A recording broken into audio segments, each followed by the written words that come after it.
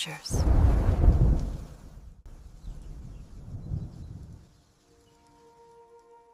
Somewhere in the hills of ancient Judea, 2,000 years ago, hands are trembling. In the suffocating dark of a cave, someone is hiding a story. They are rolling fragile scrolls, sliding them into clay jars, and pushing them deep into the rock, burying them behind stones and dust. They are not hiding treasure. They are not hiding gold. They are hiding a book. A book so strange, so dangerous, it had to be buried in the earth. A book that told a story of heaven and earth that generations would later choose to forget. What story could be so powerful that it had to be erased? It is not the story of a rebellion in heaven. It is not the story of Lucifer, the morning star, a singular, defiant will. It is an older, darker narrative. A story of a descent. A story that begins not with war, but with watching.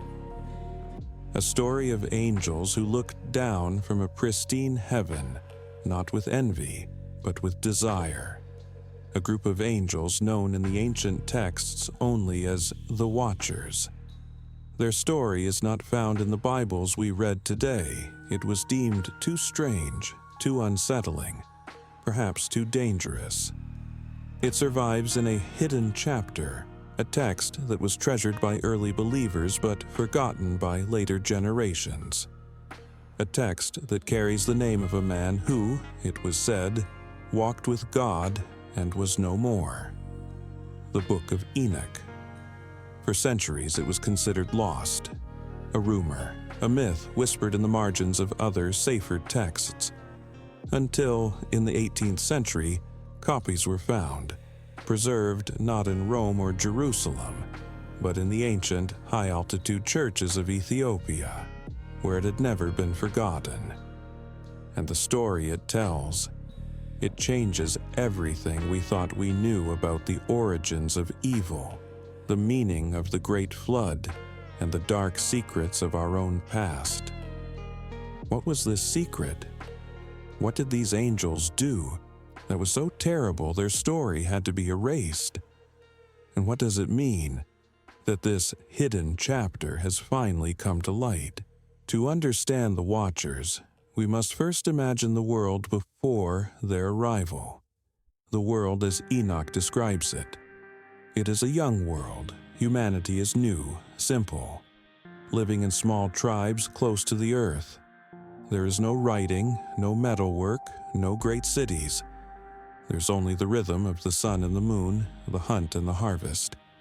Humanity is, in a word, innocent, unaware, not yet burdened by the weight of complex knowledge or the poisons of ambition. They exist within creation, not apart from it. And high above in the celestial realms, a group of angels looks down. The text names them the Watchers. Their duty is simple: to observe, to guard, to watch. They are the silent sentinels of a young creation. But watching is a passive act, and in their long, eternal vigil, something else is born.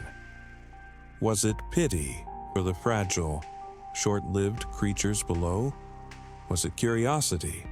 Or was it something else, a seed of arrogance, a desire to intervene, to improve God's design? They saw a canvas and decided to add their own colors. They did not ask permission. They did not consult the Creator. They made a choice. The Watchers make a pact. They swear an oath to one another, binding themselves to a single, catastrophic purpose. Their leader, Shemihaza, turns to them, and according to Enoch, he binds them all to his plan, a plan born of this new, strange desire. They will not just observe humanity, they will join them. At first, it must have seemed like a miracle. These beings of light, beautiful and terrible, walking among men. They did not come as invaders. They came as teachers. They brought gifts. knowledge that humanity was never meant to have, or perhaps was not yet ready for. They taught them the secrets of the heavens, not just the seasons for planting, but the hidden meanings of the sun, moon, and stars. The art of divination, how to read a future that should have remained sealed. They taught them metallurgy. They showed them how to dig into the earth, to find the veins of ore, to build a forge. They taught them to make not just tools, but mirrors and ornaments, and knives and swords and shields, the instruments of war. They taught them sorcery, the binding of spells, the cutting of roots, the whispering of incantations, how to command spirits or be commanded by them. They taught them adornment, the art of cosmetics, how to paint the face, how to color the eyelids, how to wear precious stones, not for their beauty, but for their power. Imagine a world that knew only the rhythm of the sun, and suddenly it is given the power to read the future in the stars. Imagine a people who knew only stone and wood, and suddenly they hold gleaming metal, sharp and cold, in their hands. It wasn't just an education, it was a severing, a break from the natural order, a violent push into a complexity the human soul was not prepared for. Humanity, which had been simple, was suddenly complex, armed, vain, and powerful. But this is the part of the story that is almost never told. The fall was not a rebellion of one. It was a corruption by 200. And the gifts were only the beginning of their transgression. If you are drawn to these forgotten chapters, these narratives that linger in the shadows of our world, consider subscribing. Join us as we continue this journey into the quiet and the unknown. The story takes its darkest turn. The Watchers living among humanity began to change.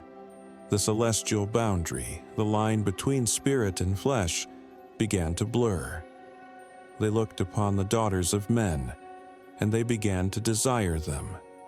This was the pact's true, hidden purpose. This was the oath they swore on the mountain. They would descend, take human wives, and father children. They would mingle the divine with the mortal. This was not a sin of the spirit like pride. This was a sin of the flesh, a deliberate, willful pollution, a breaking of the most fundamental law of creation. That like must remain with like, spirit with spirit, flesh with flesh. The text of Enoch is unflinching. It is not a parable. It reads like a court document, a charge sheet. It names the leaders, Shemihaza, Azazel, and all the others, and it details the consequence. From this forbidden union, a new race was born, the Nephilim, the giants in the earth in those days. We must not picture them as merely large men. The texts describe something monstrous, beings of immense size, immense strength, and, most terrifying of all, immense appetite. They were a wound in the world. Their very presence was a kind of violence. Imagine the sound of them, the weight of their steps. The earth was not made for such creatures. It was not balanced for them. It groaned under their feet. They were the offspring of gods and men, and they inherited the worst of both. The divine power and arrogance of their fathers, and the grasping, mortal hunger of their mothers. At first, humanity tried to feed them. The giants, Enoch says, consumed all the acquisitions of men. We can imagine it. The storehouses emptied, the harvests devoured, the livestock gone. The simple villages, now armed with the Watchers' forbidden knowledge, turning their new metal spears not on beasts, but on each other, fighting for scraps to feed their terrible, half-divine children. The world's first arms race, the first resource war, caused by the first unnatural hunger. And when the food of humanity was gone, the giants turned. They turned on the animals of the earth, the birds of the sky, the fish in the sea. They devoured them all. And when the animals were gone, Enoch tells us, they began to sin against birds and beasts and reptiles and fish, and to devour one another's flesh and drink the blood. Cannibalism. This is the world the Watchers created. Not a world enlightened, but a world devoured. A world screaming in chaos. The gifts of the Watchers had become the tools of its destruction. The astronomy they taught was used for dark divination. The sorcery they shared became a plague. And the metallurgy, it armed the giants and the desperate humans in a war of total consumption. The earth itself, the text says, began to groan. A violation had occurred, so profound that the planet itself was crying out in pain. And then, a new sound. Not the roar of the giants or the clash of metal, but a sound of weeping, the cry of humanity, the few who survived hiding in caves in the ruins of their world. Their voices, thin and desperate, rose up. And it was not just them. Enoch's story tells us something profound. The earth itself cried out. The blood of the devoured, spilled on the ground, cried out to heaven. The souls of the dead cried out, accusing the Watchers, accusing the heavens of silence, and their cry was heard. The story now turns from earth to heaven. The archangels, Michael, Uriel, Raphael, and Gabriel, look down. They see the blood, they see the chaos, they see the pollution of their Father's creation. They see the Watchers who had abandoned their high stations, and the monstrous world they had built. But what could be done? The corruption was not just in human hearts, it was in the bloodline, it was in the soil. It was a genetic and spiritual infection that had spread to all of creation. A simple pardon was impossible. A simple war would not suffice. The infection was total. And this is the hidden context for the most famous judgment in all of human history. We are told the Great Flood was sent to punish human wickedness. But the Book of Enoch tells us a different, deeper reason. The flood wasn't just a punishment, it was a cleansing, a sterilization. The logic of Enoch's story is the logic of a surgeon. To save the patient, the infected limb must be cut and burned. The flood was the fire and the water, all at once. It was the only way to wash the earth clean of the giant's blood, to erase the corruption of the Watchers, and to purify the very soil that had been poisoned by their presence. It was a cosmic reset, a terrible, necessary surgery. First, God passes judgment on the giants.